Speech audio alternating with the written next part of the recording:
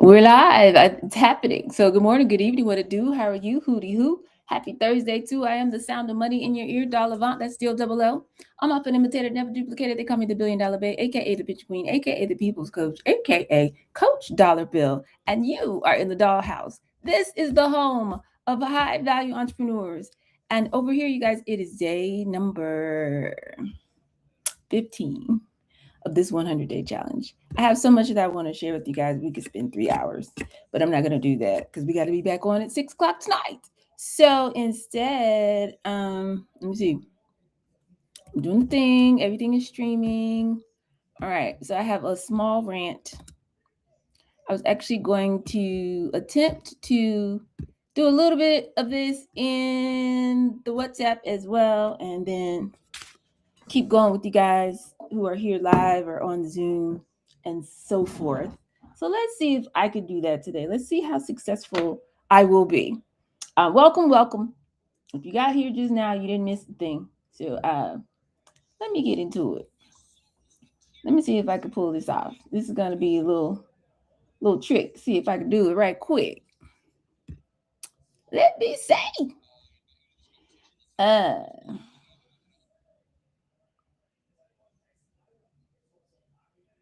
Here we go. Well, good morning, good evening. What it do? Nope, not yet. Hold on. I'm doing too much. I'm doing too much. Uh, Here we go. Well, good morning, good evening. What it do? How are you? Hootie hoo. Happy Thursday too. I am the sound of money in your ear, doll Avant. That's still double O. I'm often imitated, never duplicated. They call me the $1 billion Babe, aka the pitch queen, aka the people's coach, aka Coach Dollar Bill, and you are in the dollhouse. This is the home of high value entrepreneurs. Over here, okay, I'm going live. I'm live or whatever. It's day 15, y'all, in WhatsApp. But I want to give you this little news report right quick because they're playing in your face. I just want you to know that they got time to be outside playing in your whole face right now with the media and everything like that. So I wanted to break it down for you really, really fast. And then I'm going to spend time with my people who spend the time with me live at 2 o'clock. Okay, so check this out. Remember I told y'all the story about Greenland and Venezuela and what was going on and all that. But I didn't tell you the tea. You had never heard this part before. Okay. So it's been 157 years they've been trying to play around with why don't we get Greenland and all of that? Well, turns out the way that it came into Trump's mind to do this plan is not because he's such a historian, such a student of American history or whatever, because he really doesn't care, doesn't pay attention to those types of things. But let me tell you what happened. There's a man, his name is Ronald. You know somebody named Ronald? It's a fairly popular name, I suppose. Ronald Lauder. And that might not sound familiar to you, but you know Estee Lauder, don't you? Yup. They own Clinique, they own MAC, they own Bobbi Brown, they own La Mer, Tom Ford Beauty. Like, they own a lot of things. About 25 beauty brands that we probably have all seen or used or whatever. They're worth over $100 billion. So most of the time when you hear that, like when I was it's very shocking to meet someone and like, hey, how you doing? I'm Michael Lipton. Like, you're like, as in the tea, like, yeah, how you doing? Like, these are people, these are families. And so this man was the heir to this brand, to this, empire, if you will. But he's not in the makeup business, right? He's in the power business. They built that a long time ago. So Ronald was born in 1944. He also went to Wharton in the 1960s alongside of our president. And they both grew up in New York, New York dynasties, if you will. And basically thinking like the world is their oyster, like they go to boarding school or whatever people do. I'm just telling you, this is what's going on right now. You need to understand because it's going to affect you and your babies and our ability to be free out here in these streets. So he was U.S. ambassador. Ronald Lauder was to Austria, I think it was, under Ronald Reagan. He was president of the World Jewish Congress, which is a big organization. He tried to run for mayor of New York, like in the 80s. That didn't work. But I mean, he spent like $14 million of his own money to run because he could. You know what I'm saying? Like, it's what people do. But he didn't win that, but he was still influencing politics behind the scenes. So here's a story that nobody's talking about. Because when you're a billionaire, this is why they keep talking about all the billionaires, and all the billionaires came to the inauguration. And it's just like, yeah, okay, that's fine. But I mean, Beyonce's a billionaire. Like, we like billionaires, question mark. Like, you got to understand how power moves. Okay. This is about your future and your ability to be free for generations to come. This is how we weren't paying attention. Stuff was going on. This is how whole sovereign nations and whole millions of people got caught up. And we've been caught up for 400 years, really since 1492.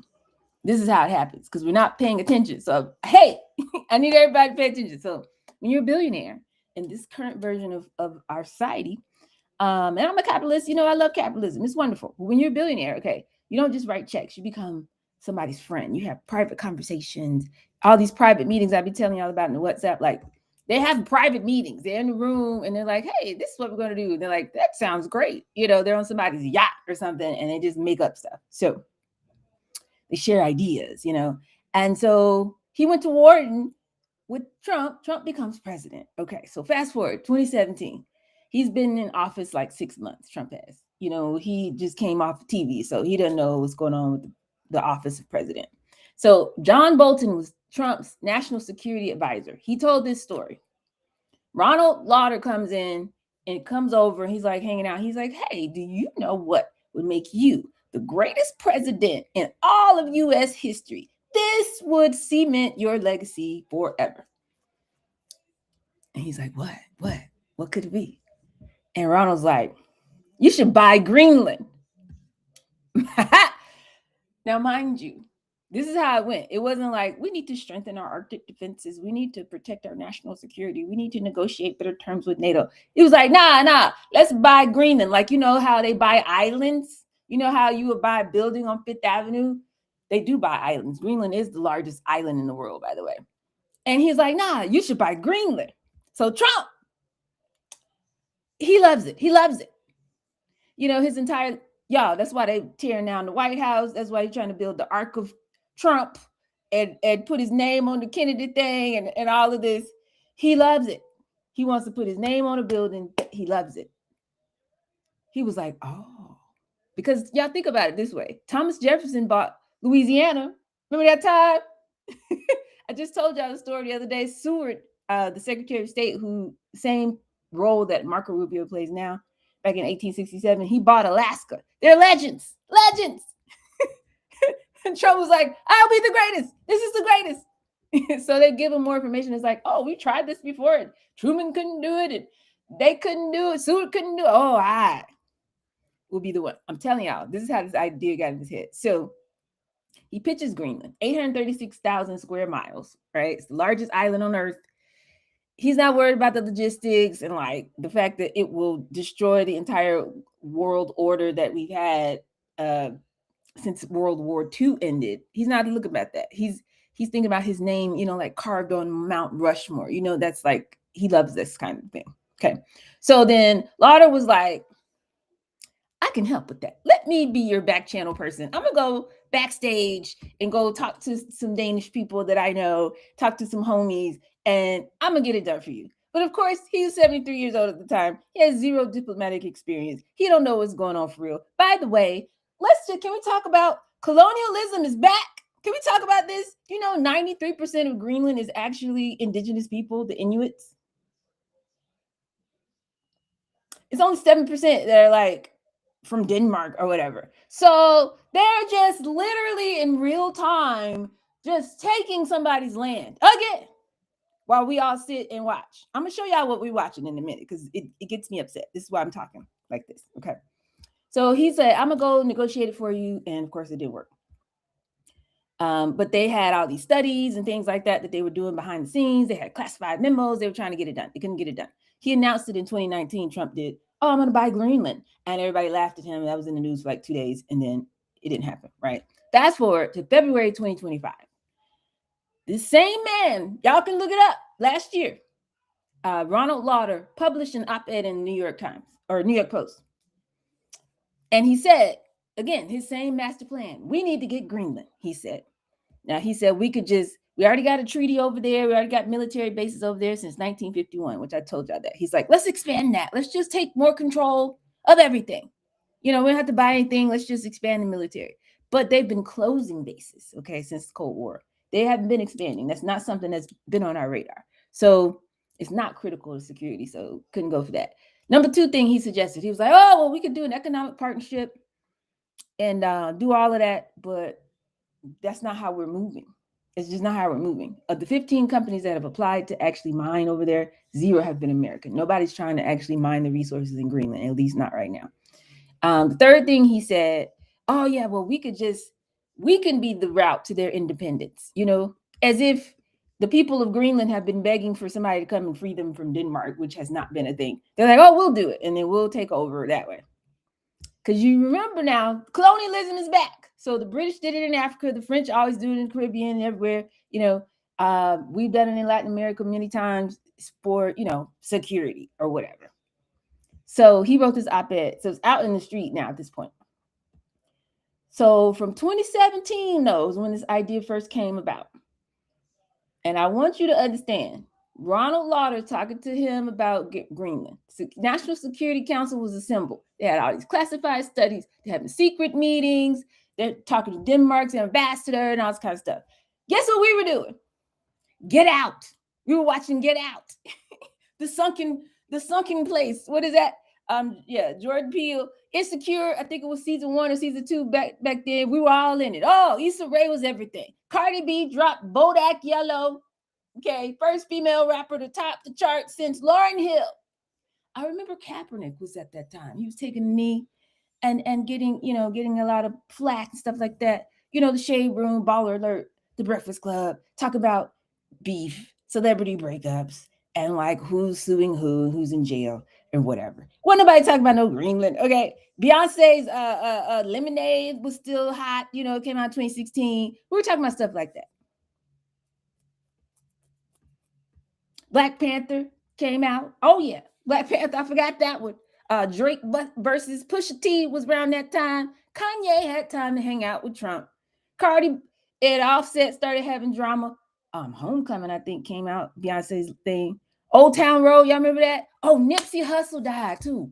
That was y'all. We were caught up in some Black culture. We were caught up in some things during this time. Okay. But what we were not paying attention to was the shifting of the entire global order.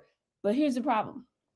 Financial media, Bloomberg, Wall Street, Foreign Affairs, Financial Times, they were analyzing all of this stuff, breaking it down, explaining the implications for the markets, where if they were to do this and they would do that, they have whole advisors. They got teams. People got family offices that all they do is sit here and plan out. Well, if they make this move in 5 years, then we need to be over here. And they plan ahead. Trade routes, resource distribution. Okay, we might need to look at some gold. We might need to do this. They're 5, 10, 50 years out. And they're telling their audience, we were watching reality TV. Okay. 2020, COVID, George Floyd, all kind of chaos, January 6th going on, but they're still working on their master plan. We were fighting for racial injustice, all the same thing that's happening now. We weren't paying attention to the big moves that were happening behind the scenes.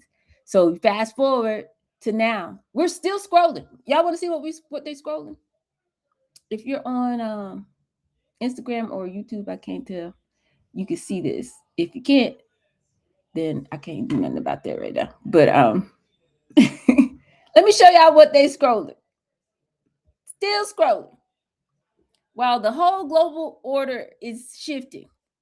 This is what we got time to talk about. I had to search to find this page. Okay, let's go to what was featured on the homepage. They got, okay, did y'all know NASA was doing a thing right now? I didn't even know NASA was on a flight. They had to cancel the flight. This is Blavity. This is supposed to be the #1 news site for I don't know, millennial Black people or something. They had to end the mission early, it says, and come on home. Some kind of medical issue. I didn't know. This lady, does anybody know this lady? I don't know how to get it over here on Zoom fast enough to show y'all this lady's face. Who is this woman? But she's like the main featured story because she was on a show on Oprah Winfrey Network called The Bell Collective. And that now they got a spinoff. And she used to be on Love and Marriage Huntsville, and now she got her own show. So that's top news. Then they got Pusha T's net worth.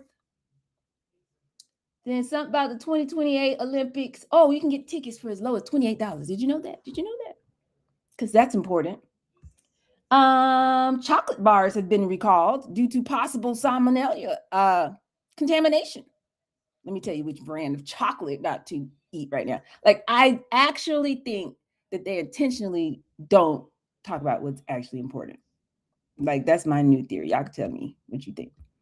Let's mosey on over to the Breakfast Club, see what they're talking about today, while we threaten to bomb Iran and literally set off World War III as NATO collapses. What is my black media talking about?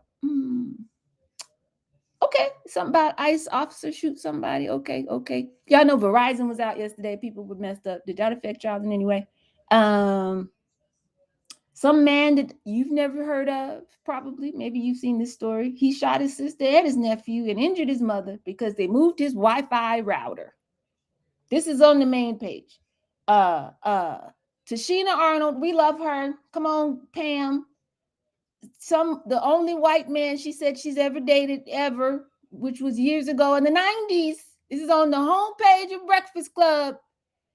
This white man now says that he wanted to hide the fact that they dated in the 90s. J. Cole has dropped a new album because we need to know that. Ayanna Van Zant's talking about her new book. Oh, there go Tiana Taylor again. Now they talking about the Drewski thing. The Drewski, y'all saw the Drewski thing? Hilarious to me. Sorry, you can't tell me nothing about church. I'm a PK. It was hilarious to me. Anyway, when he was hanging on a string, if you hadn't seen it, you know what I'm talking about. Anyway, there's a big to-do about this skit. He's a comedian. What do you want? We're back to that. So that's all they got time to talk about.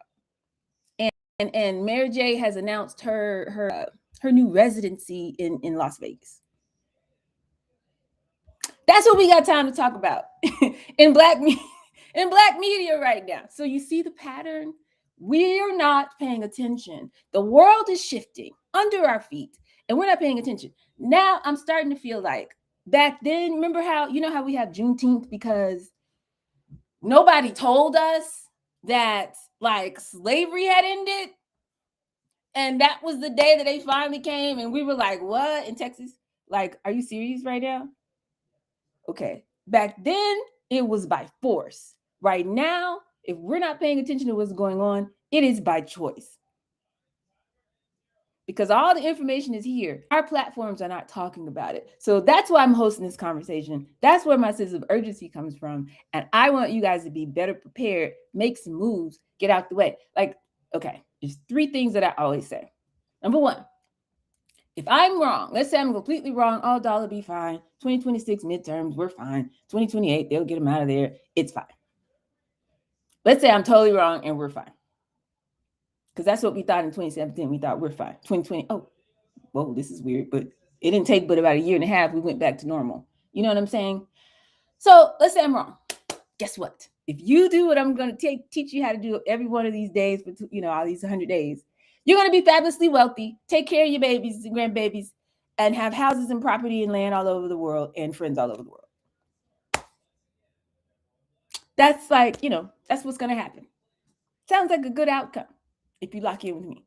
But if I'm correct, and this is the shift, the global shift that I keep talking about, and you don't move differently, you're going to be locked into the digital control grid for generations to come.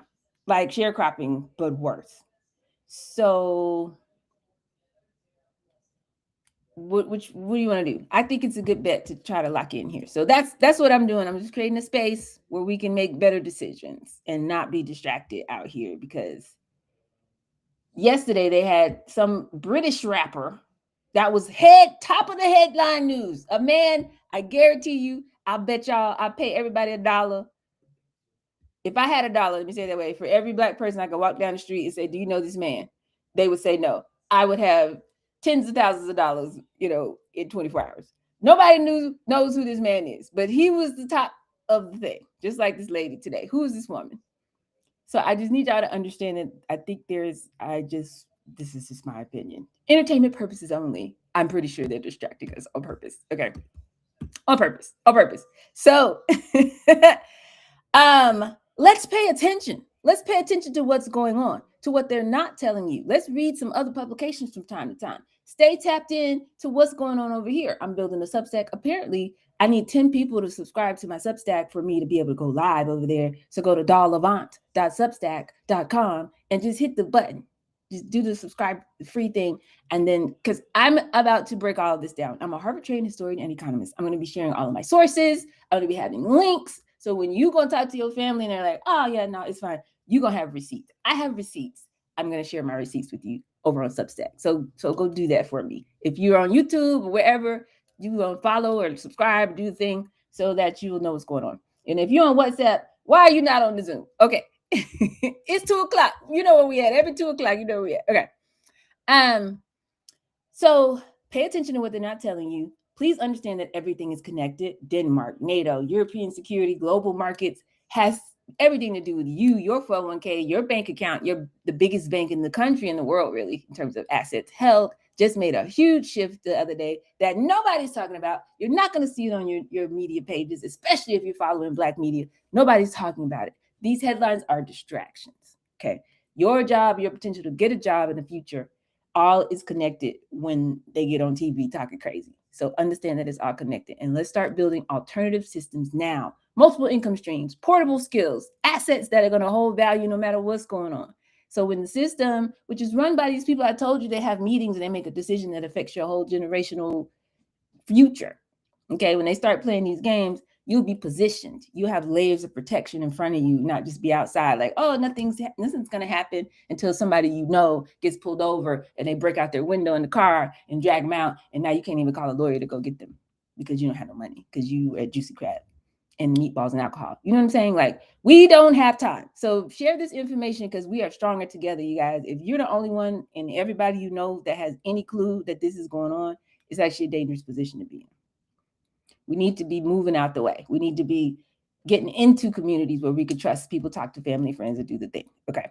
And make sure you question every narrative that you're being fed. Like, who really benefits? What aren't they telling me? Do some research. YouTube is still a great place to get good information. You just got to go down the rabbit hole a little bit. Go past like just the normal little headlines that they give y'all. So any comments, questions on that before I move on? I do have a philosophical thing I want to get into today, and then I want to get into our lesson for today. It's day 15. I think I'm going to be 90 minutes today. I hope y'all can hang in here with me. And if not, I'll see you tonight at 6 p.m. If you're on the WhatsApp, I don't know what you got going on, but I'll see you on the next one. Till then, I got to go. We're out. Pew! Okay, so there's a thing. Let me just go to day 15. Let me just get to that because I don't want to hold y'all long. I'll do that on a separate one. Okay, because I got some physics today. You actually have been doing this for 3 weeks. This is the beginning of the third week because day 14 means 2 times 7, right? So that was 2 weeks worth of 100-day challenge energy. So congratulations. Week 3 technically begins today. So let's let that sink in for a moment. We've had 2 weeks kind of moving differently or being intentional about how we're moving. And in that time, you've started doing things that are probably a little bit uncomfortable to you, unfamiliar to you, but there's a significant shift that's happening because I want you to transition from just being somebody who's dabbling, somebody who's a beginner, somebody who's talking about running a business, to somebody who's a real practitioner, if you will. So let me explain what I mean by that. When you're a beginner, you're trying something out for the first time. Everything seems new to you, feels really uncertain. You're just trying to figure out the basics, just like I'm sitting here like, okay, now how do I share my screen? Like, da, da, da, da, da, da, da, da. So this is what most of us do. We spend 49 weeks talking about, yeah, I got to learn. I don't know. I'm not familiar with Substack. I'm not familiar with, Restream. I'm not familiar with, people telling me they don't know how to go live on YouTube and all this kind of stuff. I'm not familiar with the tools. And so I'm just going to sit here and watch, 17 weeks worth of YouTube videos. And because you're not really, if you were spending that much time like a job every day, it wouldn't take you that long, right? So what we mean when we say that is, I don't feel ready to be outside, so I'm going to say I don't know how to do this. Instead of doing it, okay, you learn by doing. You learn by doing. And I have a whole thing on that. I guess I'll put it in the WhatsApp as well. Real learning is accomplished by doing. like riding a bike. Can you read a book and know how to ride a bike? No. I'm thinking no. Can you read? I mean, we read cook. Can you read a cookbook and be a good cook? Is that how that works? Even driving. Can you read the little driver's manual? Does that make you a good driver? No. Okay. Learning, we have made it an abstraction. Okay, that's what our modern education system, which was invented by Rockefeller. Y'all need to watch the Rockefeller documentary. I used to make it required. That was one of the 4 foundational classes that I taught, along with the physics of money. We sent a whole class. We spent sitting down watching the Rockefeller documentary. Because it sounds crazy for me to say that they invented the system that controls everything we do, but it's public record. So I don't have a problem telling you that. You need to watch the Rockefeller documentary. Let me see, can I find it, put it in the chat for my people. My people. Anyway, that system taught us that we could just sit here and, kind of absorb knowledge for the sake of absorbing knowledge, but not ever apply it. And it's very dangerous when it comes to trying to build a business, trying to change your financial status, trying to change your family tree. You don't have time to be sitting around, looking around, thinking about it, all of that. You got to get in motion for real. Get in motion for real. And that's how you learn. That's how that space between your brain synapses, you jump, you take a leap. It's like when a bird, how does a bird learn how to fly? You know what I'm saying? You just got to push about the nest and like go. And so when you have a resource like me sitting here trying to tell y'all, this is how this goes. Oh, I found it. This is how this goes. Just trust me. This is how it goes. And that'll help you go faster. You don't have to like figure every single thing out. You can be okay for real. You know what I mean? So here is the link. If y'all have not seen this documentary, you should watch it. It literally explains everything. Everything. And I will put it on the screen if you are watching the live stream.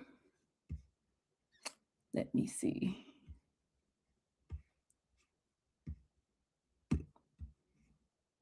I could put it in the chat. Let me do that. Boom. That is a documentary called How Big Oil Conquered the World. And it's about how the world as we know it came to be. While we weren't paying attention, while we were like, yay, Civil War is over or whatever, and just trying to survive, this was happening. Okay. So y'all learn your history, pay attention with that. All right.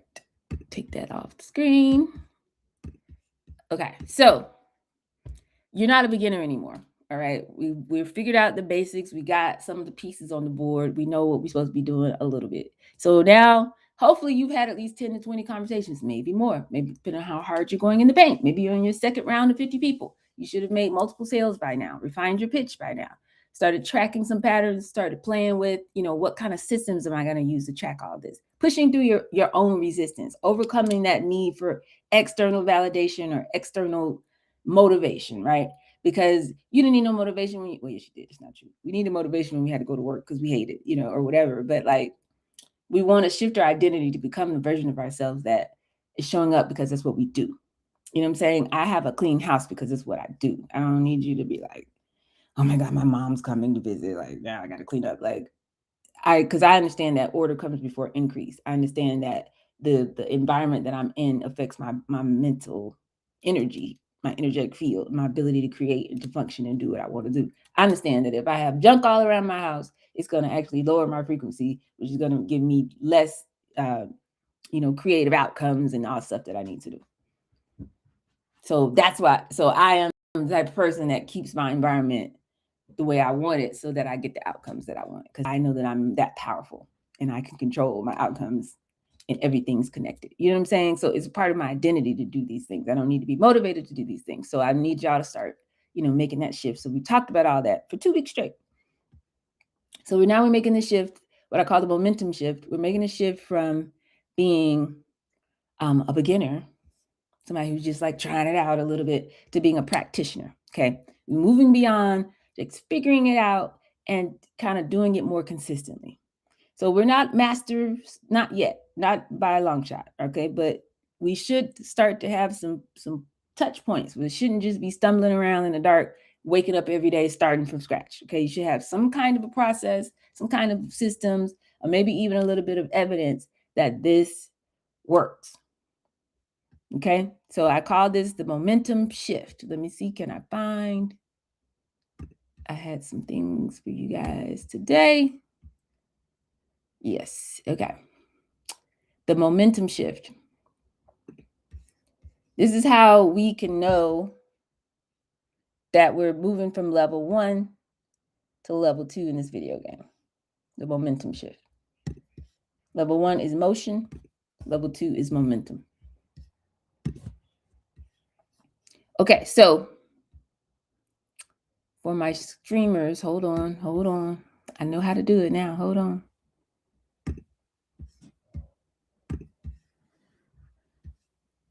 All right, screen. No, other. Share screen. Window. Bam. Look at me. Okay. So we're making the shift, the momentum shift, y'all. Let's see if that works. It works. Boom.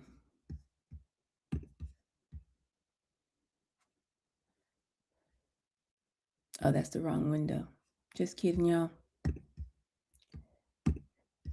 Zoom is right. Stream is wrong. 1 second, please. Bam. All right, we back. Back outside. Okay. Momentum shift. So by the end of today, we need to understand why going into week 3 is really one of the most critical weeks of the whole 100-day challenge. We want to maintain momentum, even when it's not, the new thing to do anymore. The difference between motivation and discipline. We talked about motivation the other day. And getting you ready for these next human conversations and interactions, because this doesn't stop. This is the lifeblood of your business. Okay. There's no time when you get to not do this. Either you're doing it, your systems are doing it, and your content is doing it, or you've got a staff that's doing it. But every day your message needs to be in front of other humans. That's the lifeblood and the heartbeat and the cadence and the breath, okay, of your business. That's what makes it a legal entity that you got to pay taxes on, and not just like, oh, that's a hobby. That's not real. Okay. So somebody need to be talking to humans every day, and getting like a real emotional response from them. Okay. So a lot of people quit right around this time. Like I said, week 1 was new excitement. Woo, adrenaline. I'm doing it. January 1st or whatever. We about to hit Martin Luther King Day. People are falling off left and right. Gyms are emptying out. You're not going to see them people again till next year this time. Okay. Your brain was flooded with dopamine because things were new. It's like, this time I know it's for real and all this kind of stuff. You start something, you got a little bit of momentum, you've invested a little bit of time, you bought your new workout outfits. You're like, I'm using these things, I'm doing it. But by this time, all of that is gone. Now it's just work. Not bad work. Work is not a bad word. They hijacked the word work and made us hate the idea of work. Okay. Let me tell you about work. In physics, work is defined as the energy that is transferred when a force causes an object to move.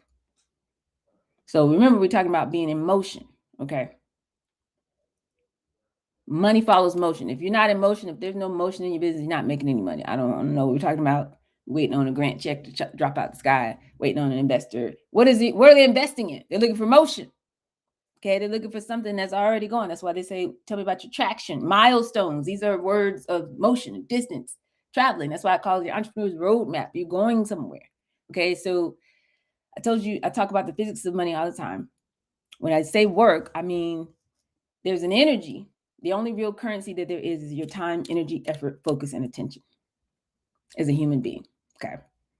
You're interacting with the 3D realm that we all can see. And when you put your energy out, so time, I'm about to tell you about time in a minute. I'm gonna break it down for you. Your energy, that's your consciousness, your awareness, right? Effort, like how much you put forth effort, as you see here. That's the definition of work, to put forth that effort. Your focus and your attention towards the accomplishment of something. This is how we set things in motion. This is literally how we set things in motion. So when I say work, that's what I mean. I need you to give me your time, energy, effort, focus, attention around a set of coordinated activities, which I've been telling you exactly what to do every day. And then you align that with whatever you're building and who your people are.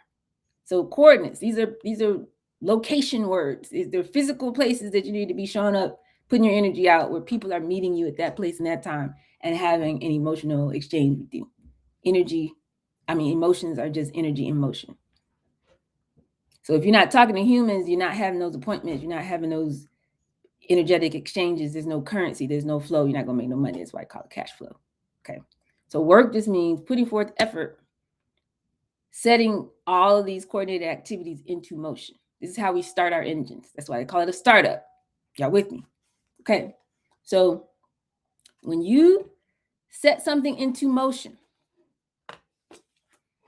before it was just still, right? What's Newton's first law? Things that are at rest stay at rest. An object that's in motion is going to stay in motion unless another force comes and stops it, right? So once you set things in motion, now you can start gathering data points.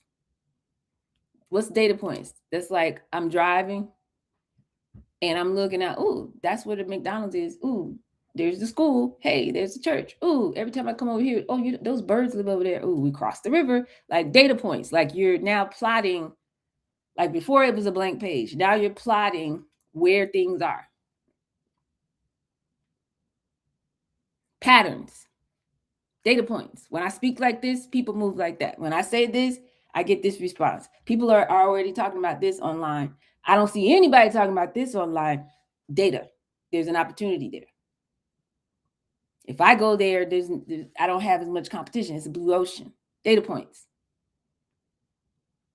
People say they like this part about what I do. Data.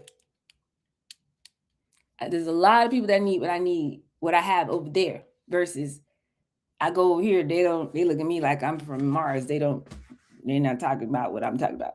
That's data. Now, the more data you gather, I put it in yellow because it's going to form beliefs in your head. When I do this, I get this response. I do this, I get this response. I do this, I get this response. It's going to now inform your decision making. Because decision just means, okay, I could go two different ways. And then when you decide something, that means you separate, you cut off one of those ways. I'm going this way. That's a decision. So the more data points you get in your business, because you're talking to more humans, the better your decisions are going to be. Because you'll know, you have enough pattern recognition to be like, okay, yeah, if I go this way, it's going to be good. Versus, I don't know who to talk to. I don't know what to do. That tells me you don't have enough data points yet, which means you're not in motion enough. You need to be in motion more, right? If you gather that data and you make decisions, which are going to inform your actions, you're going to get results. And now when it comes back time to decide what to do, what motion, what action, set of actions to take, you're going to make a better strategic decisions. You're going to have a better informed strategy, which is why we don't start a business by writing a business plan, because you don't have enough data to know what to put in the business plan. How are you going to make up a strategy for something you've never done it? You don't know. It's like drawing a map to a place you've never been. You didn't ask nobody. You have no data, no information. You don't know. You just like, I think that LA is this way. You just get on 75 North. Well, good luck with that.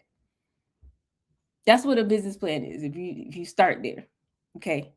But if you get in motion, and now I showed you how to track all these data points, we're not just out here talking and we come home, oh, I didn't make no money today, and just all in your emotions and all in your feelings and just floating around. And I thought you said you were gonna make money. It's been 6 months, and you gonna have to. Somebody got to pay these bills around here. Just all of that. You can't be in that energy and create something from nothing. But when you have a system, treat it like a laboratory, like every day, I'm here. So I could put out this set of activities and get back some data points. Track those data points. We talked about this the last 2-3 days, right? And from that, I can now make better decisions, which informs my actions. I'm going to get better results. And then now, next time I sit down for a strategy session, you should be planning your weeks every, Sunday or Saturday or something, or whenever you start your week. I start mine in the middle of the week. You're going to have better strategy. Now, here's the thing about motion. People think I'm not really doing anything. I'm just kind of floating around. Whether you think you're moving or not, your time is constantly in motion. Always. So whatever you do with your time, your energy, effort, focus, and attention is going to determine your outcomes over time. Because this is data points. So if you float around all day and don't have a schedule, refuse to commit to the elephant diet, and you just, I don't know what happened, and next day becomes next week, becomes next month, becomes 3 months from now, haven't really made any progress in my business. I know Dog gave me that session that time, and I wrote down all these notes, but I didn't really do that. But life be life, and 3 months later, it's still compounding. We talked about the compound effect yesterday. Time is going to do what it's going to do. These are data points. It's happening. That's why the clock goes like this. It's collecting data. Every second, every breath is data. It's information that you're putting out in the energetic field. And it's training your brain, this kind of person you are. Successful or not. Millionaire or somebody who had a good idea that time. Every single second of every single day is collecting data and it's training your brain. So then when you try to, that's why I don't teach willpower. That's why I'm not here to be your motivation. I want you to become a different person. We're resetting our identity so we can seek expansion. That's what it means to rise. Because the person that you are, the bar that is set, beliefs, actions, results. The bar that you set, you always going to fall back down to that level. It's going to default back to that. It doesn't matter how much you try to hype yourself up, hype me up. Hey, all of that.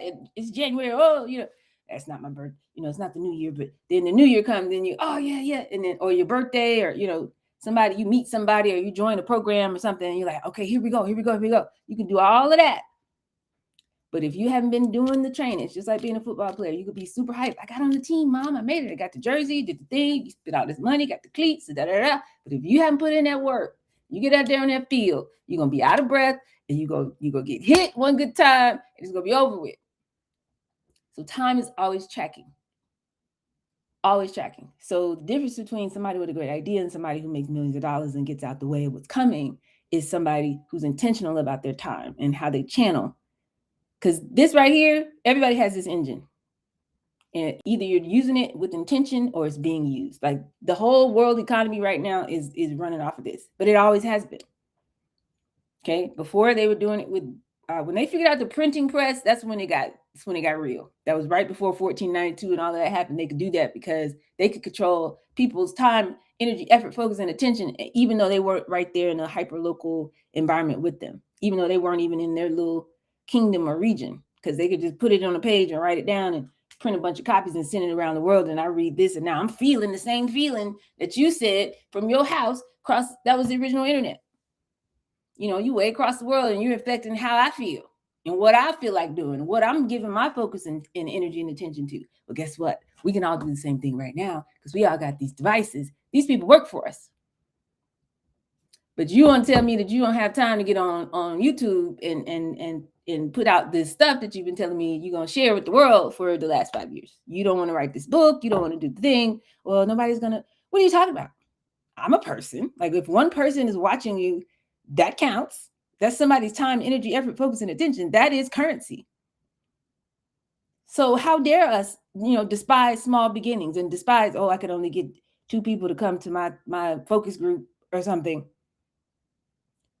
Okay, that's 2 humans. That's wonderful. That's like I only found 2 little nuggets of gold when I went outside yesterday. Like, yes, like we want this. And we want to get in there and get into that feedback loop and collect these data points, y'all. We gotta show up differently. So When we get in motion, we get the data, it's going to affect our decisions. Everything happens at the point of decision. So this is a whole class I teach on this. But like, if your attention is a slice of the pie, you got a whole day, 24-hour day, that's why the clock is in a circle. Okay, you take a slice out of that, you give something your attention. Now you got your focus, your energy, effort, all of that in there is your intention. And it all gets lasered into your decision point. This is where you decide what you're going to do in any moment in time. Are you going to get up and do the thing that's on your calendar? Or are you going to go to lunch and chill? Are you going to sit there and I don't feel good? I got a bad phone call. I didn't want to hear from this person and they told me some bad news. So now I'm just going to scroll on my phone for the rest of the day. Or are you going to get up and go read and study and do what you said you were going to do? It's either spiraling up or spiraling down. And your emotions, I can tell where you are. It's like a radio station. I can tell where you are on the frequency based on your emotions. So all of this is what it looks like when you make a decision. Okay. And this is where all of that comes into your intention, your attention. Oh, okay, this is what I'm doing. I'm setting goals. I'm doing all this. But then it collides into your frequency. And whatever frequency you're on, what you do most frequently becomes your frequency. Whatever frequency you're on determines what actions you actually put out. So any questions about this? Because I know it's like a little bit esoteric, but I just want you to know how the engine runs, this car, this thing that's driving your life and business. This is how it actually works.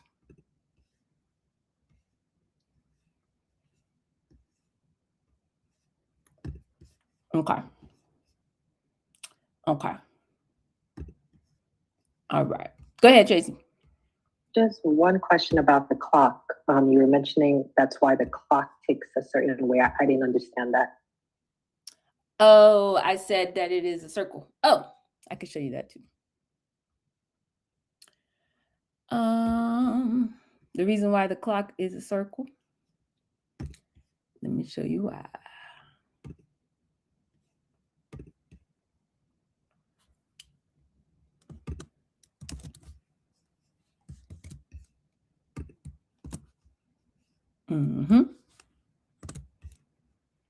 And we are getting faster at this, y'all.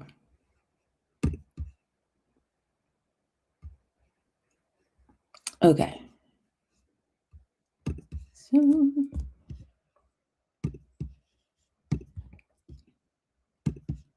Okay. So look at this. Everybody has the same amount of time. You hear people say that all the time. Everybody gets a full allocation of time every day. That's the circle. That's the clock. It's a circle. Because the next day it's going to start again. That's the same thing as what I showed you up here. This is happening all the time. This is the thing that keeps. We are human interfaces, the technology between the unseen and the seen. So the thing that keeps records of what's happening in this realm is time. At this moment, the energy was doing this. At the next moment, the energy was doing this. Time is just an abstraction of that. It's you breathe in, you breathe out. Like it's a record is being kept in the energetic field at all times. So they turn that into a clock. Okay, that's the circle. Everybody gets the same amount of time every day. That's what they always say. When you use your attention with intention, okay, you're taking a slice of your time and you're locking it in for that specific piece of time. Okay, so we're not just talking about the whole, my whole lifetime and the whole day. We broke it down into pieces.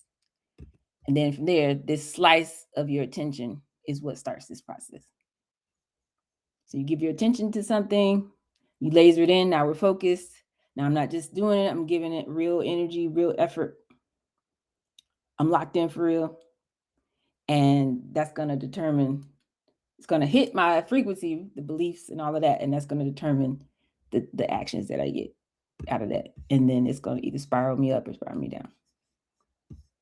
Hope that answered the question. Because this is a whole workshop. No, it does. I like that you use the pie because it goes back to a slice of the American pie. Yeah, America's over. But yes, they say that all the time. Absolutely. I think they're intentionally destroying it, y'all. I really do. Because they're going to benefit. It's going to be great. Okay, if you want to know what the end game, like why would somebody intentionally destroy whatever we thought America was. Why would they intentionally be like, civil rights was garbage and we're getting rid of that?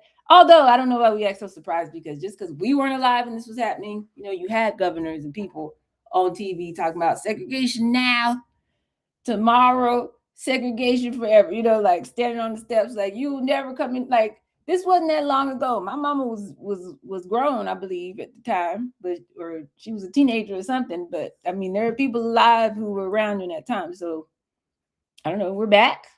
I don't know. Civil rights was a bubble. It has burst. Anyway,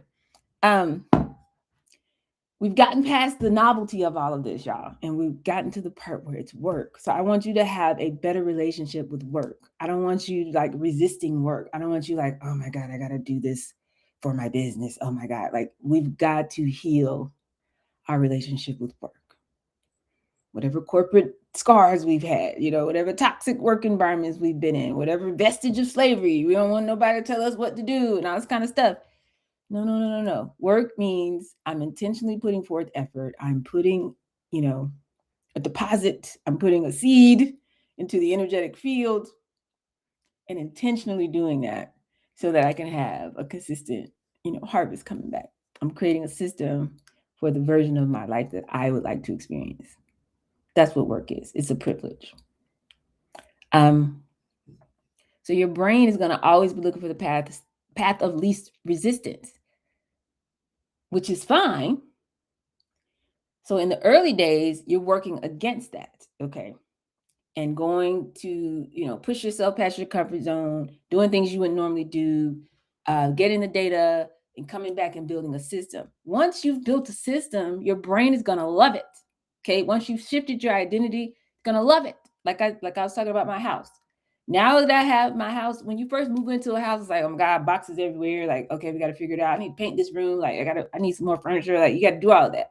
You got to turn on the utilities. Nothing's like set up. But once it's set up, now your brain is like, yes, we're back to a routine, path of least resistance. You know what I'm saying?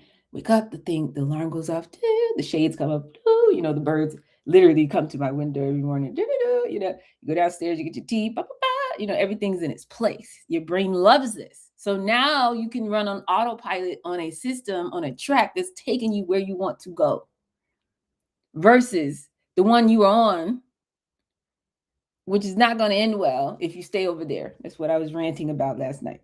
Okay, in the WhatsApp. So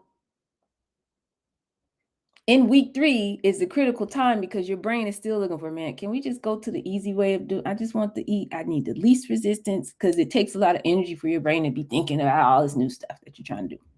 Do we really need to do this today? Can we just take a break? Just do it next week. I mean, let's take one day off. 1 day becomes 3, becomes 10. Y'all know how that goes. So you got these whispers when you get to week 3. It's dangerous now. Whispers. But it's not telling you the truth. It's telling you that you need a break, that you need to go back to your comfort zone, back to the old way. It's not really working. Let's just go over here for some quick money instead of doing it the new way or whatever. But you're not that person anymore. So they try to tell you it takes 21 days to form a habit. That's not necessarily true. There have been different studies. I've heard everything from 66 days to 254 days. Depends on the complexity of the habit. Okay. A lot of research on that. But on average, it's like 66 days. So you're at day 15. Not even a quarter of the way.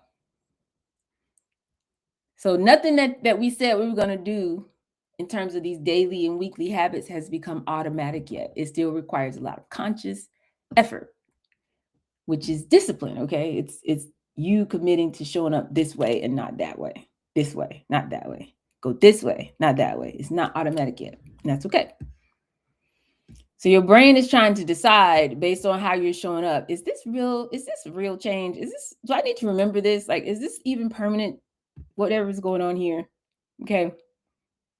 But the old neural pathways, if you keep going, they'll start to weaken the old ones and build the new ones. But if your brain's like, oh, they were just playing, it was temporary, they'll go right on back to the old way. And it's hard to make the shift. Okay. So week 3, as we go, Thursday, Friday, Saturday, going into next week, this is important. We're not just building a new business. Remember, we're rewiring your brain. Okay. So motivation is the feeling like you want to do something.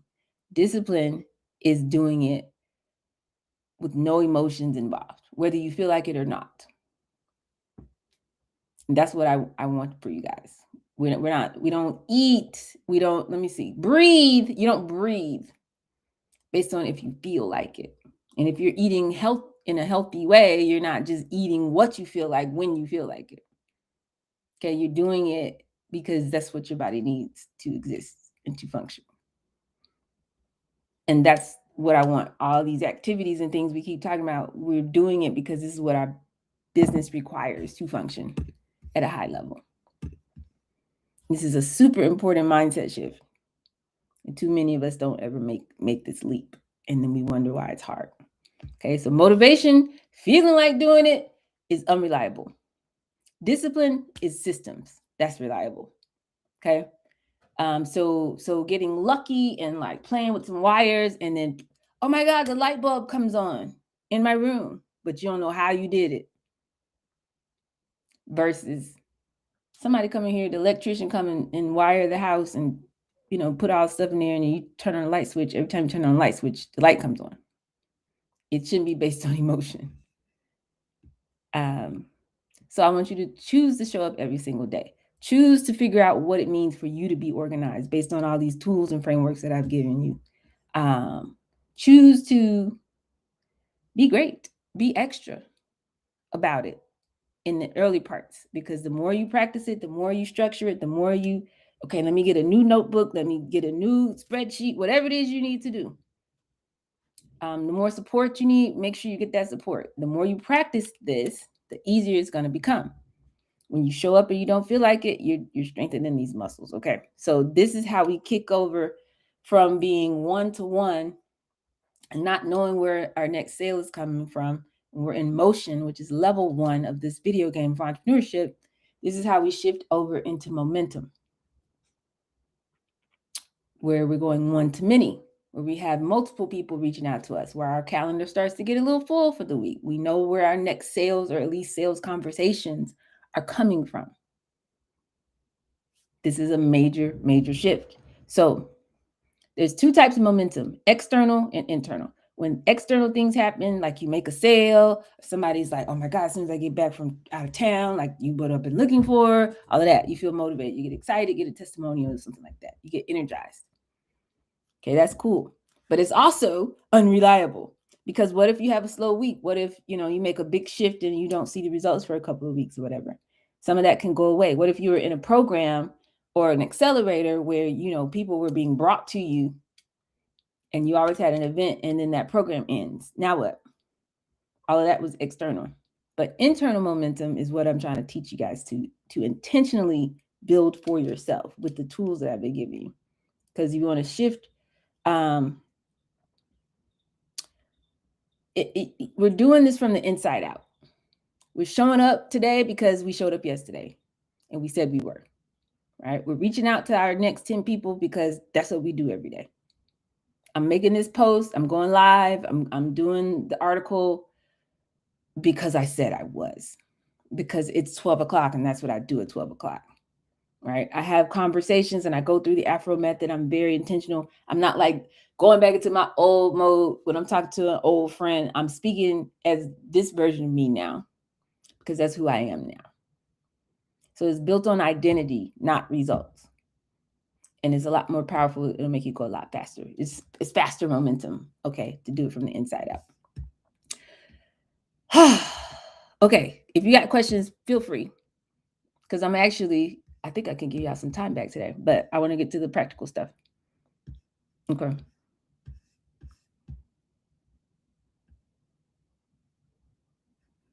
So this is why the elephant diet is so powerful. Because when you wake up in the morning and you just don't feel like doing whatever it is you're supposed to be doing,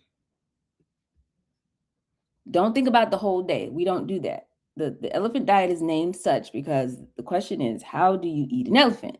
The answer is 1 bite at a time. You don't think about the whole thing. It's like, okay, wake up. What's next on the list? Do that. What's next on the list? Do that. Don't think about, oh my God, I need to make $500 a day. That's my new goal. And oh my God, no. Break it down. What's the one thing? And then the next thing. And the next thing, oh, they didn't answer. Okay, put it on the CRM, reschedule it.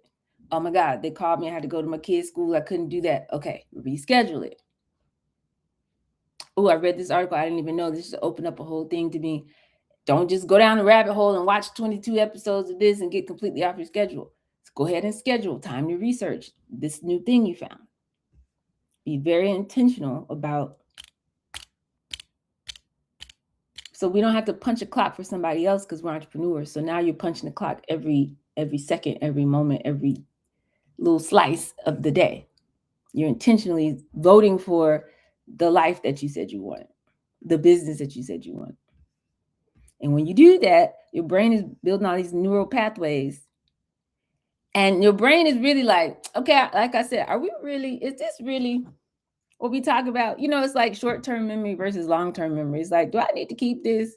Your brain is like, do I need to be remembering all this stuff that I was talking about? Do I have to do this? It was like, that was something cool. You know, we watched it that time. Remember that time? We took a class and now the class is over. You don't remember nothing from the class. Like your brain is going to throw out what it doesn't need to keep. So right now it's asking you, do we need to keep these new things that we're talking about, or are we going to get rid of them? Can I delete this? You know, you get somebody to come in and clean up do you need this? Your brain does that all the time. It's actually called synaptic pruning because, you know, your synapses where your brain makes new connections. So if you stay consistent, your brain is like, okay, I got to keep this. All right, cool. So then it's going to do other things, get rid of the old things to make this more efficient and stronger. But if it's like, they're not serious about this, I'm kicking this out.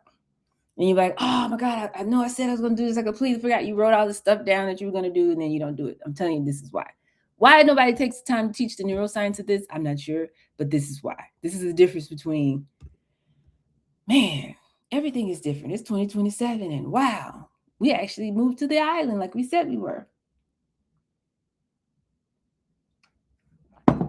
Versus the feelings that we don't want to feel if we get stuck in the middle of whatever games they're playing out here. Okay. So taking a day off is actually a trap. So be careful about that in the early days. Once your systems are locked in and your new brain is locked in, yeah, you can set some time aside and all of that. But saying, oh, I'm going to take a day off, not like you can't take a day off during the week, but I mean like when you know you're supposed to be doing something, it's Tuesday and you're like, I can't do it today. I'm just gonna take a day off to reset. Like, no, what you're doing is reinforcing your old identity. And there's all research about this. Like, I could write a book about this stuff, y'all, but I don't be want to take it up all your time. Like, you're on a diet, you eat one cookie, and your brain's like, well, I already broke the diet. So it's called the what the hell effect. You know, what the hell? All that. Might as well eat the whole box. Like, your brain is like, well, if we didn't do what we said we we're going to do this time, it's just going to go, it's going to spiral up or it's going to spiral down. There's no middle ground. So you can't violate neuroscience and then expect to build a successful business, because this is all about your brain, which is the interface between the unseen, where your idea is, and the seen, which is where everybody can see that you got money, and the version of your reality where you always have money and you got customers and you out here winning. You got a tree that, you know, it grows and the fruit comes and we take the fruit to the market and we sell it. We always got what we need. The difference between what you saw in your head and you living that in your lived experience is what's going on in your brain. So the habits that we do and the things that we do that don't align with the version of developing our brain to be the version that we need it to be to do this, to have this outcome, you're never going to get the outcome. So that's why I spend all this time talking. I'm talking a lot. The second trap you want to be aware of. Oh, I'm not seeing results fast enough. It's not, you know, it's not happening that fast. What my $10,000 at? What are we doing? I made $500, but oh my God, that's so far from 10,000. What are we doing? It's taking too long. And that's linear thinking. We talked about that at length yesterday. The penny doubles every day. 15 days in, you only got $163. That's not a lot of money. But if you stay in there long enough, you'll be at 5 million something, right? It's exponential. It's not linear. So you can't be looking around every day. You got to stay focused on doing what you said you were going to do, taking the pieces and making it better, a little bit better, 1% better every day. It's a trap to keep jumping and trying different approaches. That's why I'm making sure that you guys have the tools you need to build something that you can run this play every day. Like your perfect week, your perfect day, you need to be running these plays every day, not like every 2 days I'm trying something different, because we don't know what works. We don't have enough data to see enough patterns to know what's going to work and what's not. So in the initial chaos, right? It's like, I think I have a strategy. I think I know what I'm doing. Now I've come in and I'm inserted some things in there like, oh, okay, I need to make some adjustments. Okay, blah, blah, blah, blah, blah. By now you should have a sense of, and I would love for somebody to volunteer, a sense of what are the activities that you're going to be doing every day. Because the list, remember, is working on your pitch, making sure you have a plan for your Afro method. I gave you the questions to start that conversation at any time.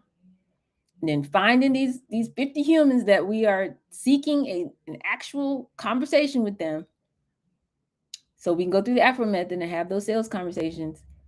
And we're working on digitizing that, so using some form of social or your, any kind of outbound content where you can speak to a human in a digital format, same way you would one-to-one, and seeing, can you get some engagement and feedback on that. And you're tracking all of this, taking what they have and what they're telling you to make your offer better, and then have a very basic way to take payment if they make a sale, and you're tracking all of this in your CRM. This should be happening every day. So I don't know if that's still confusing for folks, or do we kind of feel like it's gotten to a rhythm yet? I would love to hear anybody who want to jump in the chat or say something verbally, come off mute.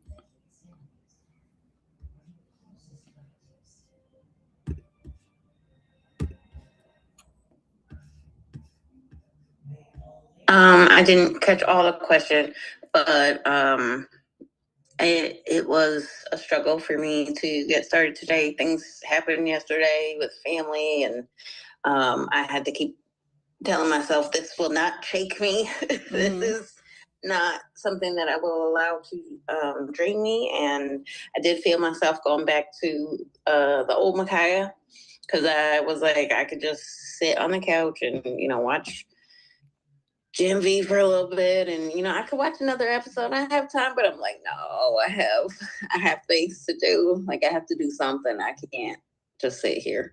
And I'm like, okay, what will help me pull myself out of this? Like you said. So I put on my audiobook.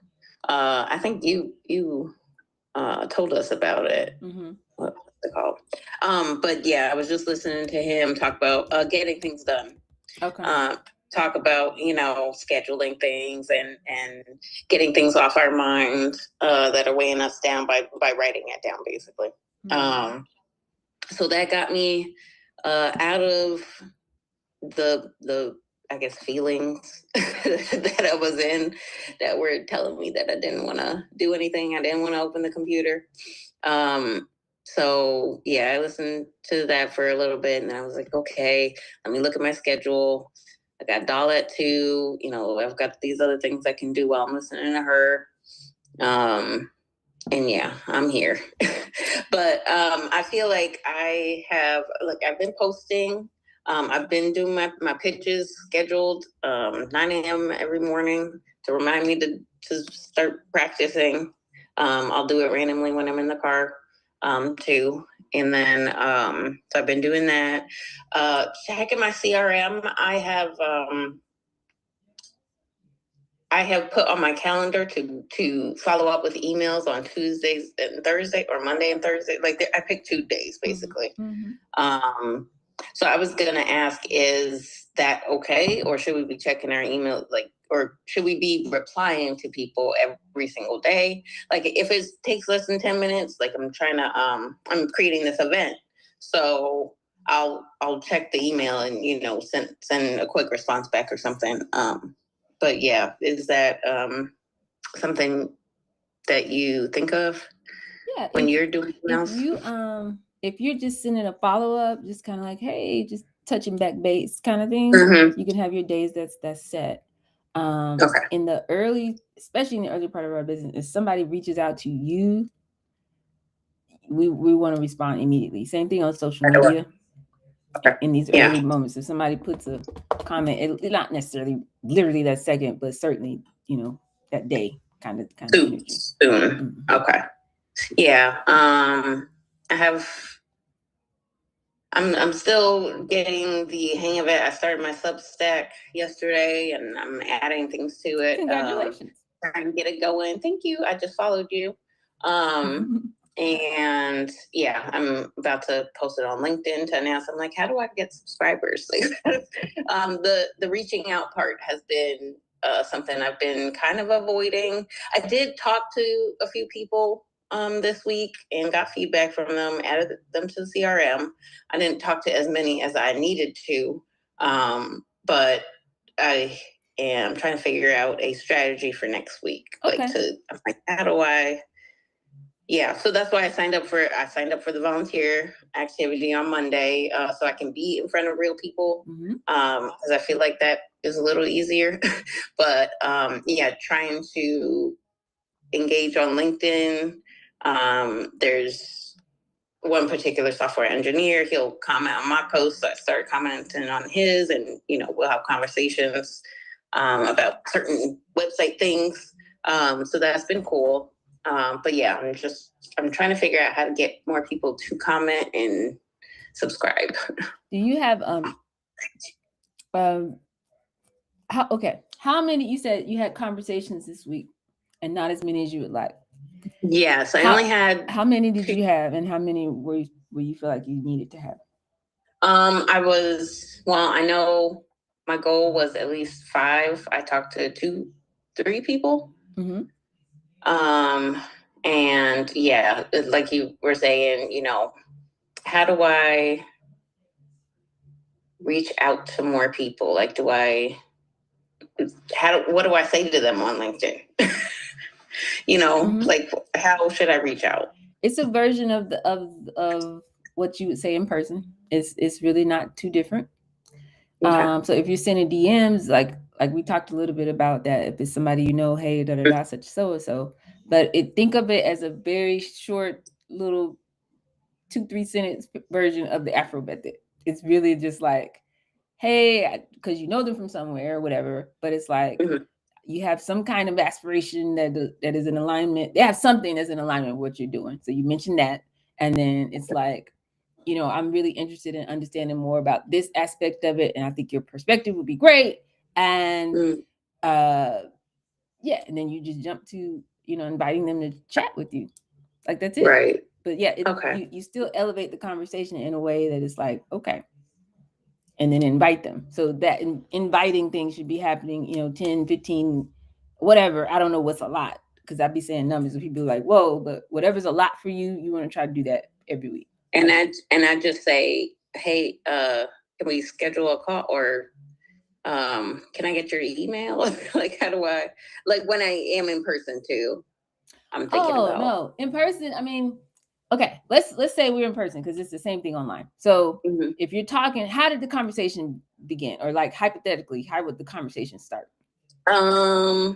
We're, I guess, getting ready to get on the bus to go to Ronald McDonald House. And maybe, strike up a conversation with somebody else that's a alumni. Oh, what year did you graduate, or whatever? Kind of situation where, or what are you up to now? Right. Kind of thing. And go into my pitch about how I help nonprofit organizations and business owners with their websites, help them understand and take back their time. Something like that. And then, I don't know, do I introduce my community? Well, see, we don't skip. We're talking to a whole person. Right. So what we want to know is, do they have any kind of connectivity to what it is that you do? Because if they're just a random employee at a random place and they don't know nothing about websites, they don't deal with the website department, they don't know nobody in the marketing department, they never work for a nonprofit, they don't believe in nonprofits, they don't use websites, like whatever, then there's no reason to go into all of that. Versus if it's like something somewhere in there, you got to be able to find out, do they have any kind of connectivity, or are they adjacent in any way? Somebody they know, maybe their sister works for a nonprofit, whatever that is. That's what you're looking for. So you got to get really comfortable finding out what they got going on. Gotcha. And kind of mapping their world a little bit to see if there is a connection. And then if it is, it's like, oh, well, that's the kind of person I'm looking to talk to. Would you be able to introduce me to somebody in that department in your company or whatever like that? Okay. But if it's not, then you move on. Like you're just looking for your 10, we don't want every single human, Okay. Yeah. Okay, that makes sense. And so you got to expand your world more to be able to really engage people in a way where they could see like, oh, we were just having a meeting about that, or oh, my cousin just, she's been doing her nonprofit for a few years. She probably could use y'all's help. She does everything herself, like whatever that is. Right. Okay. Yeah. Yeah, I think that part is intimidating, even though I love talking to people and being at events and stuff. But I think because it's more focused on me, I am like when we were talking about our word of the year, it's confidence for me, because I know I have no reason not to be confident. I just have to, get over my feelings and my my anxious mind. Well, these are the whispers that I'm talking about. Like, what is it that your mind is telling you that you would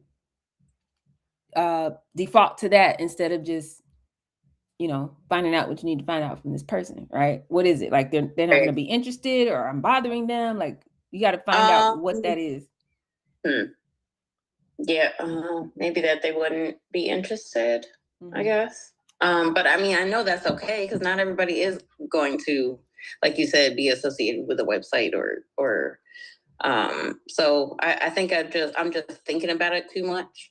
Like I'm just hyper focusing on it because I know I need to do it. And I'm also trying to pump myself up. Yes. So that's it. I don't want you to focus on the action, right? Why are you going to this alumni event? Because you felt like you should, right? Okay, so there. In that place, there's something there that we need. We don't know what it is. We're going there. Right. That's it. Right. Because I had it on my calendar to sign up for it. And then when it was time to sign up for it, I was like, ooh, I don't know. Should I? Like I had a moment. I was like, why are you doubting yourself? I started talking to myself a lot more. It's just like, I'm like, I know what I'm supposed to be doing, because I've been listening to you and I've been, switching my perspective, and just trying really hard. It is tougher on some days, but I feel like I am shifting. Yeah. And so I was like, you know what? Let me just do this. It was a little 2-minute form. Put in your email address, your name, which charity do you want to sign up for, and then submit. So I clicked the button, and I was like, okay, I did it. Yeah. So nothing crazy happened. I love it. You're good, right? So maybe your objective is to go and talk to, if you're volunteering for the Ronald McDonald people, make sure that you talk to somebody from that team, from that staff, and really give them a good version of how you talk about what you do, and say, listen, I'm trying to build this. I know maybe you guys are a huge organization. You might have a whole staff that does this, but I'm looking to serve smaller organizations, community organizations. Would you be able to get on the phone with me for 15 minutes and let's talk about, the work? I would love your perspective as I'm building this thing. Okay. Yeah. Cause I'm thinking like Oglethorpe is associated with a lot of, I remember volunteering so much there. They would always have events and places for us to go and, paint or beautify, or whatever it was. And I'm like, oh, so every single one of those places on their list, I feel like I would be showing up and telling them the thing that you do, because that's your target audience. I would be asking Oglethorpe, can I teach a class? Can I do a webinar for your community? Is there anything I can do to serve? It's a bucket of people, bucket of humans over there. And so we're taking these tools, and now everybody over there needs to know your narrative. That's the objective. They all know who you are. They know what you do. They're like, oh my gosh, she's so sweet. Da, da, da, da, da, da. And now the next time they leave and they go to another room in a meeting about something about a website, oh, I just met her, and your name comes up. That's the objective. Right. Okay. Yeah. Yeah. Because I'm like, I can use my alumni, like they have a whole alumni group, and they have a weekend that they do in April. And I'm like, I never really go to those things, I but would be at every I one of them. should. I Oglethorpe should. is right here. Why not? If Harvard was down the street, child, what are we talking about? So that's what I would do. Because they have like a stomp the lawn, like it's, an activity. People bring their families earlier during the day for a picnic, or Yeah, I would go crazy. I'm like, okay, I need to prepare myself. I already text my best friend. I'm like, we need to go to this.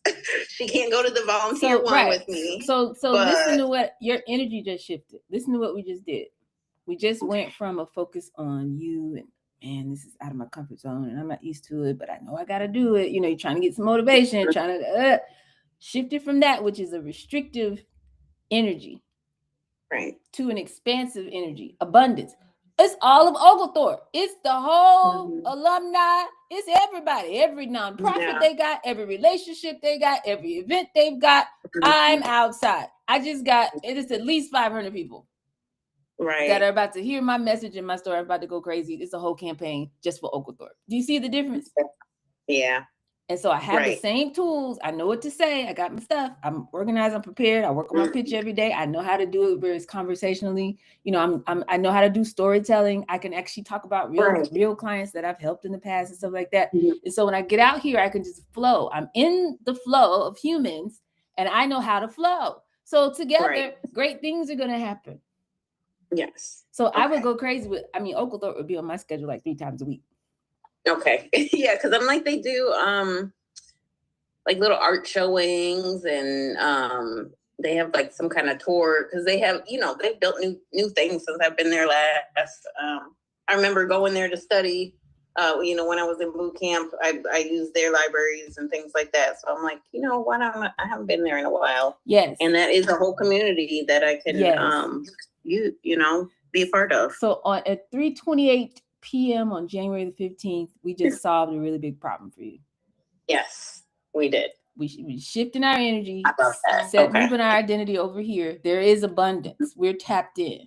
We've got something we know they need. Mm-hmm. So here we go.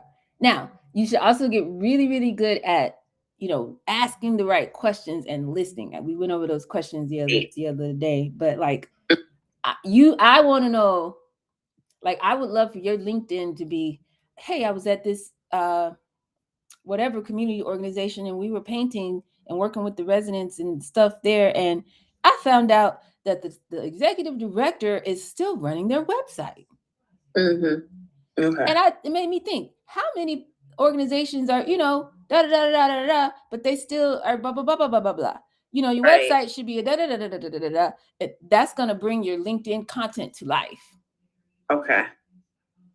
Yes, that makes sense. And then they could see themselves in the story and they're like, well, yes, child, I am doing everything. Well, get on a 15-minute call with me. Da, da, da, da, da. That's where, that's the energy. Okay. You see what I'm saying? So our job is to capture lightning in the bottle. Like, we know, we know that's it. Now we want to have that happening intentionally all the time.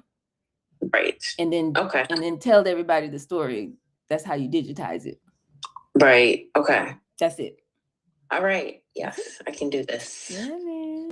So anybody else want to share? I don't want y'all, if you do, just take yourself off mute. It's fine. I don't want anybody feeling like, oh, I'm so far behind or anything like that. This is all about shifting our identity. The more you just switch over from the old way you would have normally responded to this new energy that I'm talking about, which is in your head, because I talk so much. So you can always access this energy anytime. You're like, okay, wait a minute. Am I being, restrictive? Am I thinking about limits? Or am I being expansive and thinking about abundance?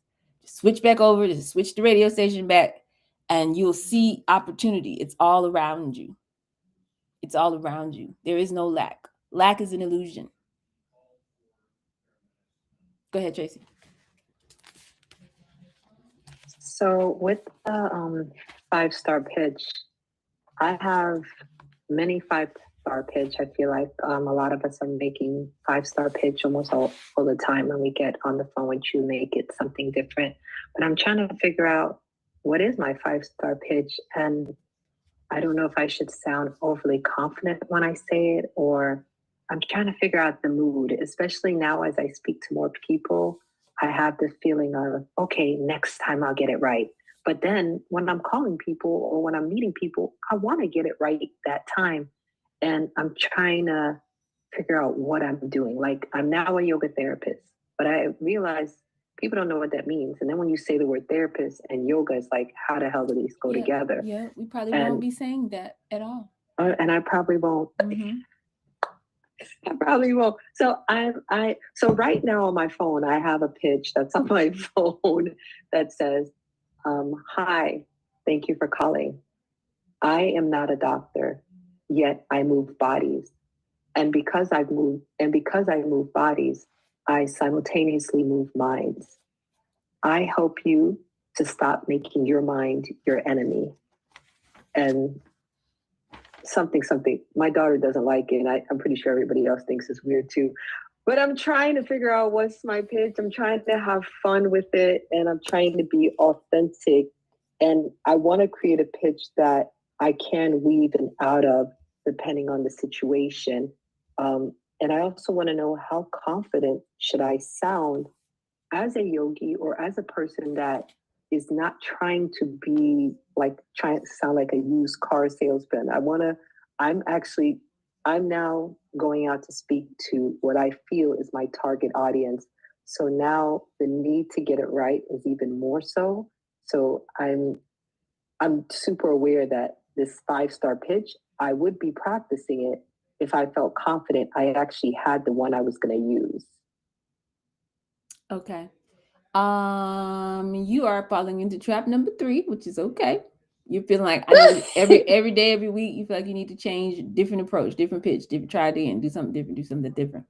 One of those times that we landed on your pitch, one of those times, either go back to that or we could do the exercise again. Once you land on it and you feel like just what I just did with Micaiah, once you feel, oh, that's it. It's like tuning a radio station and it's like, oh, okay, I can hear it. No more static. Boom, that's it, right? Once you do that, find that. And obviously we know the framework for the 5-star pitch. So you're doing a lot of poetic language, and that needs to go on your podcast. That needs to go in your journal that you sell to people when they want to do the mirror test and all of that. That doesn't go on your pitch because I just met you now and I don't know what you're talking about, right? But when we find that version of your pitch, don't change it. Once we land on it again, that becomes the pitch. And that's what I'm saying. Are we practicing our pitch every day? Everybody. Mm-hmm. Are we creating a set of questions that would make it very easy and conversational for us to start the Afro method with anybody where we're out in the street every day? Practicing that and knowing how to start a conversation with somebody where it doesn't feel weird, and it doesn't feel forced, it doesn't feel strange, and it turns from a, hey, how you doing? What do you do? And they talk, and then they say, well, what do you do? And you can easily just flow right in. Or if you say, you work for this organization, right? Yeah. Well, this is what, I'm such and such, and I help people to go from this to this so they can dot instead of dot. And I wanted to talk to you for a second because, I'm interested in helping people to make this transition. And it seems like you've been in this field for a while, right? Tell me, how did you get into this work? They start talking. Have you always wanted to be in this field? Aspirations. Did you, what's your vision for it? Are you the owner? Oh my gosh. So why did you choose this community to even have a yoga studio? Like, why did I wouldn't assume that people out this way did yoga. Well, actually, aspiration. So what's your vision for why we want to aspiration? Oh, okay. Well, what did you find? Do you find that people really have, any challenges? When is this something new for the audience? Frustrations. All of that. It's the Afro method, but it's a conversation, right? And then if the conversation is going well, sounds like there's a reason for you to even go into your whole 5-star pitch. Then this thing that you've been practicing every day, you just flow right into it. And you're looking to hear if they reflect back to you that there's some level of interest, either for them, for somebody they know, something that they used to struggle with, or something that they hear a lot of people struggling with, or they know a lot of people who might have that problem, or whatever. You know what I mean? Like it should be very flowy. So every day we should be practicing our 5-star pitch. Every day we should be practicing our kind of approach, which is the Afro method, how to get into that conversation in a way that's very natural. Every day we should be looking at either building a list based on people we already know, or creating a set of activities where we can go out in person and add people to a list so we can have 50 people that we're trying to circulate through this process at any given time, trying to get them on the phone, trying to get them to have a 15-minute call or an email exchange, if you could do it via email, or, then the way we digitize that, right? Having those conversations on LinkedIn, telling stories, and really getting good at developing that skill set every day. And then tracking all of what worked, what didn't in some system every day. Those 5 things need to be happening every day. So if we're not sure on what goes into any one of those slots, it's harder. So that's why I talked so long, excuse me, the last 3 days, I've just been talking about mindset, because it's easy to get lost in this part. It's like you said, I don't know what my 5-star pitch is actually. So you can't possibly be practicing it every day. So let's get on a call and let's fix that, because I know we could do it. We've done it several times before. We could do it. Okay. Okay. Then, all right. Okay. And then the Afro method, that's for everybody. How do I make it an easy transition and just real conversational and get into a conversation with people without it sounding weird? If you need help with that, let's get on a call. Where are these 50 people at? Y'all should be able to show me a list of who I'm tracking right now and whatever, or some activities that are going to constantly be putting people in that circle of 50, if you will. And then from that, it should be some daily conversations going on, both in person and on your socials, and digitized format. And then tracking, I talked to this many people today, I got this many responses, they responded well to this, I needed to change this, they didn't understand this, they really like that, every day. So anyway, if you had anything else, Tracy. No, that works. The more I speak with you, I can't help but feel like the school system failed us. Like, I feel like there's so much that should have been like ABC, and like I feel like I'm starting from scratch, and this is odd. But I think the 5-star pitch that you did like was the one, if you want to get your money right, your man right, your metabolism right. It was like you needed something like that. I think that was the one that we kind of were feeling was working. But then again, that's a very urban thing, but once again, poetic, because it's kind of how my mind thinks, because I am a writer and I am a poet. So it's a way I do think already. But I think that's the one you kind of like before. But I know there's a need to have something that works with many audiences, because people, once again, how does yoga help get your mind, money, and metabolism right? How does that help with yoga? Like, people are like, what is that? So I think I need to find something that makes me, I know what to say. I'm very clear on what I need to say. It's just, I want to make sure that elevator pitch, that moment of interest where somebody is watching your body language and they're seeing the feng shui of your nature. I want to make sure they feel the authenticity and the confidence and the preparedness of what I'm saying, because it's not the what. I know what to say.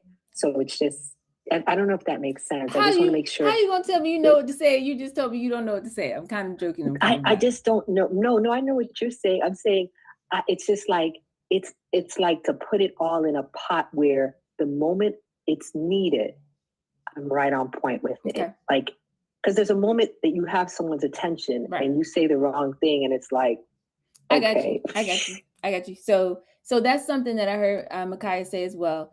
There's a lot of overthinking. We're so smart. Y'all are brilliant. Geniuses. All of you. And overthinking. So we overthink. We go beyond where we need to go. It's like, find it.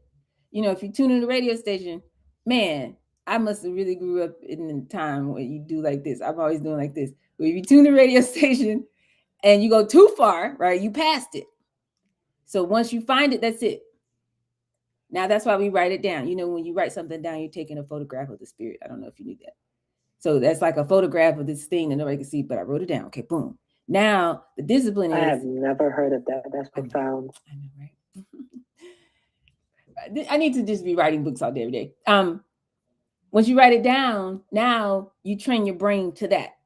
Tune your brain to that every day. So now it's not like I'm just back floating. No, we found it. So now tune it, because your brain is like, oh, that was cool, but do I need to remember that? No. So it just wipes it. You have to keep coming back to it for it to now make the neural pathways where this is how we talk about our work. Okay. And that's that decision that you have to make. So I would love to, let's do the thing again and get it. Let's get it. And then once we feel like it's locked in, it's less how I feel. You know, I hear the sound of money, but it's more how you feel, because it's coming through your lens, because you've talked to enough people to know this is going to land. And if you feel like, oh, I need some variations of this based on who I'm talking to, it's very easy for us to have that. You know, if I'm talking to this kind of person, I say this one. If I'm talking to this kind of person, I change this line and do it this way. You know what I mean? And I that's where I'm at too, because I don't mind losing a client that I was never gonna get. But if I lose a client that my 5-star pitch is like, they're like, okay, this chick is not on point. She wasn't ready, and then somebody else could book it because they're like, okay, this person, yeah, you know, it's like I want to make sure I'm just prepared for the people I'm calling, because I'm outside speaking to more people. I'm now uncomfortable when I'm not speaking to people. I'm like, no, Tracy, today you got to speak to at least one person. And then of course, once you call one, you're calling 2, 3, 4, because it feels good to be in motion, especially when you break the first ice. So now I'm like, okay, Tracy, you need to get this right. But you're right. I need to take this yoga therapist out, because that ain't giving. People don't know what the hell that is. Yeah. It's about connecting with a human, that they understand what it is that you're saying and why they should care. So yeah, we're gonna find it. Okay. I would say tonight, but I know we got a 6 o'clock tonight. So y'all use the 5-minute rule too. That'll help you. Like if you just feel like, oh my God, I can't do this. Like you just said, I said, if there's a task that takes less than 10 minutes to do, just go ahead and do it right then. I just did it the other day. Like, I don't know what it was like. Took the clothes out the dryer, but it wasn't like a huge load. It's like, okay, I put this down, and now I have to figure out when I'm gonna just fold them down. Just boop, boop, boop. It was done. It was done. It's done. On the flip side of that, when you feel like you're having a really hard day, you can't really even get yourself up to do some work. It's not really a 5-minute rule. It's more like this. It's like, I got to fill out a form. I got to complete this application for something, right? And it's due next week. Okay, how many questions are there? Say it's 50 questions. All right, how many days I got? I got 5. I got 10 days before the due date. Okay, let me get 5 questions a day. That's my commitment. Or, like I said, if it's a super hard day, everything was crazy, I'm gonna at least do, one paragraph, one little something. I'm gonna read 1 page of this book I said I was gonna read. Like, do something, because a lot of times once like you said, 1 phone call. Because a lot of times once you make that one, the energy will come, and then you'll do more. But don't let your brain like not do the thing, and just because that day becomes a week, becomes like that. Also, celebrate your micro wins. Don't wait for big things and like, oh, I didn't make a sale, and then that's the only thing that counts. Celebrate the fact that you're showing up for yourself. I celebrate you guys for showing up here every day at 2 o'clock, diving in, coming in and out of what's going on in your household, and life is lifing and all that stuff. When you reach 10 people, let's say you set a goal to talk to 15 people for the week, or at least reach out, and you hit it. Celebrate that. Celebrate the fact that you are keeping your CRM updated. Celebrate the fact that things are a little bit easier for you. You do something that's out of your comfort zone. Like, all those little micro celebrations are going to release dopamine in your brain. It's going to reinforce your brain to be like, oh, we need to do this again. Let's do more of this. Like, your brain is very, very efficient. It's how they say it's a supercomputer. Like, your brain is like, okay, what are we doing? Okay. And the more you train it to go the right way, it's going to work for you. And it'll take a lot of that work off of you. So 5-star pitch, your Afro method, reaching out to having that circle, developing that circle of who these 50 people are, either from your network that you're putting them in to the system, to the circle, or you're going out and doing a set of activities to meet new people to bring them into this circle, because you're going to focus your energy on this circle, and you're reaching out to them to try to get them into this funnel that we're building, and or reaching out to them to get on an actual phone call with them, right?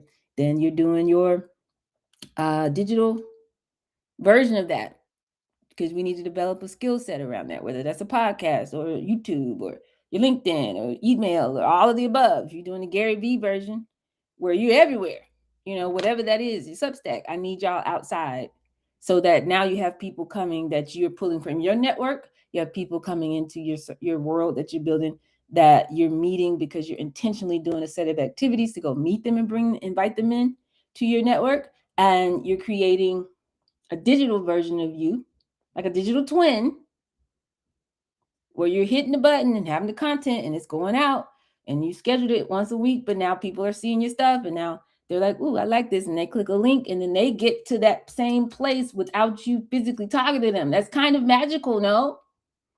So we need to develop that skill as well. And also telling from the real life conversations we're having with real humans, we need to go and broadcast. That's why it's like a TV show. It's like a TV network, okay, on your phone. You get to broadcast to them.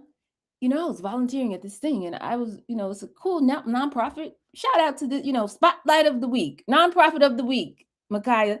You could tell their story because that's interesting. People be like, ooh, this is cool. Look at how they help the people and they do the thing and the mural we did. And I was talking to the person, and then it turns out the executive director is doing everything. She does the training and she does this and she's doing the website. And she said her biggest frustration, it takes her out, blah, blah, blah, blah, blah. And their website hadn't been updated 6 months because she don't know how to do it. And they don't have the budget to go call the man. They overcharge him for all, da, da, da. And I realized, how many people are having this problem? Is that something y'all can relate to? I got a little office hours. You can call me, ask me. I can help y'all. Don't waste your money. You spend your budget on your people that you're serving. Let me handle your website. LinkedIn posts. Like, y'all should be broadcasting all of the stuff that's happening in real life and digitizing. That's how we're going to digitize it. And that gets you in that momentum, and then tracking everything on your CRM. If you keep doing that, you're going to get good at it, number one, and you're going to start getting sales out of that, and you'll be tracking that as well. So these are things we're doing every single day. Once a week, you can plan for the next week. You can batch your content if you don't want to spend time doing it every day. You can review your problem statement, review your offer, review your pitch, review your CRM, do that reflection, recalibrate your energy, all that stuff, so that you're ready for the next week. Okay. Any other thoughts, questions? Because this is all that I need y'all to do, is be on point and not be confused about these pieces, these 5 pieces that you have now to work with. You should be working with these tools every single day, and they should start to become familiar to you and not like, oh my God, I don't know what I'm doing. Thoughts, comments, questions, concerns, challenges, feelings, emotions, feedback. Because eventually I can't wait. The day is coming. I know it's coming. When I ask you what's going on in your business, you're going to answer me with numbers. That's how I'll know that you're there. It's coming. I know it. It's coming. So that's what I've got for you guys. The other thing was very philosophical and esoteric, and I'll save that for another one of my platforms. But I'll let you go because we've been here over 90 minutes. But you're no longer a beginner, okay? How many conversations have y'all had? How many sales have you made? How much money have you generated in revenue? Even if the answer is 0, you've been showing up here. It's day 15. You've been showing up consistently. So we're not just out here struggling. We're a practitioner now. We're getting better. We're getting better. We're getting better. Go ahead, Tracy. Well, I thought that was a question, but I've been, like I said, speaking to people every day. But what's actually happening now is people are calling me back, which is like super wild. Like, people are actually calling me back, like, yeah, so what is it you want to do? And yeah, we can have this here. I'm like, okay, like, let's do this. So now I'm forced to think about how to make this work. Mm-hmm. Now I'm actually gonna do live mirror testing. And do this in a format that is not just virtual, and just trying to figure out how that's going to look live, and trying to think of if I'm going to use the pendulum, like with marbles, like if someone I'm thinking of all sorts of stuff, but it's actually, this thing is working. It's like it's like it's almost like it's like growing wild in many ways. So I'm excited. Mm-hmm. It's Yes. really good. You just gotta your biggest thing is gonna be tracking it. Because if you're saying something that's got people calling you back, we just need to remember what it is that you said. Do you know what I mean? That's what you need to do. Okay, that part. Just pay attention to what you said. And that's your Okay. 5-star pitch. Okay. So this week, y'all, it's not really a new week, but again, for me it is. It's Thursday, but we've been here for 14 days, so that's why I'm saying that. Most people quit right now, but you're not most people. So commit to showing up every single day for yourself. If you're here on 2:00 every day, that's great too. But commit to choosing discipline over motivation. Don't just move based on motivation. Internal momentum, not just external results. And let's get a rhythm going. You know what I'm saying? Let's get into a flow for real. You're building neural pathways, rewiring your brain, becoming somebody who make $10,000, $20,000 a month. What you talking about? Why are we still talking about money? I want to talk about where are we going on a trip?